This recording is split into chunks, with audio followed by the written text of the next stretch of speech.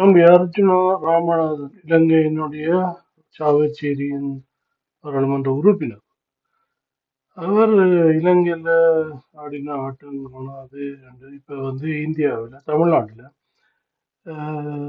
பல விடயங்கள் பேசியிருக்கார். அதுல சீமானுக்கு எதிராக நாம் தமிழருக்கு எதிராகவும் முன்வைத்த கருத்துக்கள் மிக மோசமானது.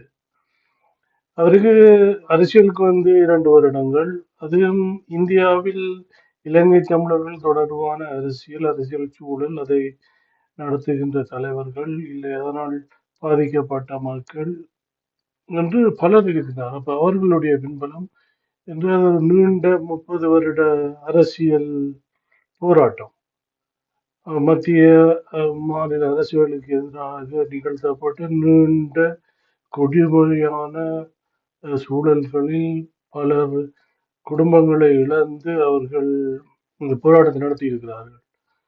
இது எதுவுமே தெரியாமல் அங்க போய் உட்கார்ந்து கொண்டு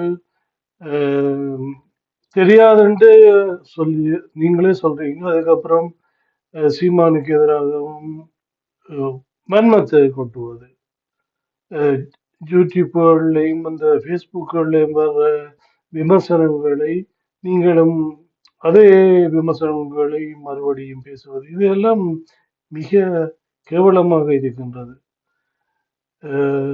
திரள் நிதி என்று பேசுவது, அடிப்படை அறிவற்றவர்களும் இந்த மாதிரி பேச முடியும். அர்ச்சுனா ராமநாதன், நீங்களே திரள் நிதி வாங்கி இருக்கிறீர்கள் சாவச்சேரியில் பாராளுமன்ற உறுப்பினராக போட்டியிடுகின்ற காலத்தில். அப்போ அதை பற்றி பேச முடிகிறதா? அதே திரள் நிதி வாங்குவது தவறு இல்லை என்பது அடிப்படை அறிவு கூட இல்லாத ஒரு பாராளுமன்ற உறுப்பினர் மக்கள் சுவைக்காக வந்தது என்று சொல்லிக்கொண்டு இன்னைக்கு ஆளும் வர்க்கங்களுக்கு கூஜா தூக்குகின்ற வேலையை செய்து கொண்டிருக்கின்றார். இவர் என்று இல்லை, பரகாலமாக அதைத்தான் செய்கின்றார். சாவச்சேரி மக்கள் அதை உணர்ந்து கொள்ள தவறிவிட்டார்கள். அதுவும்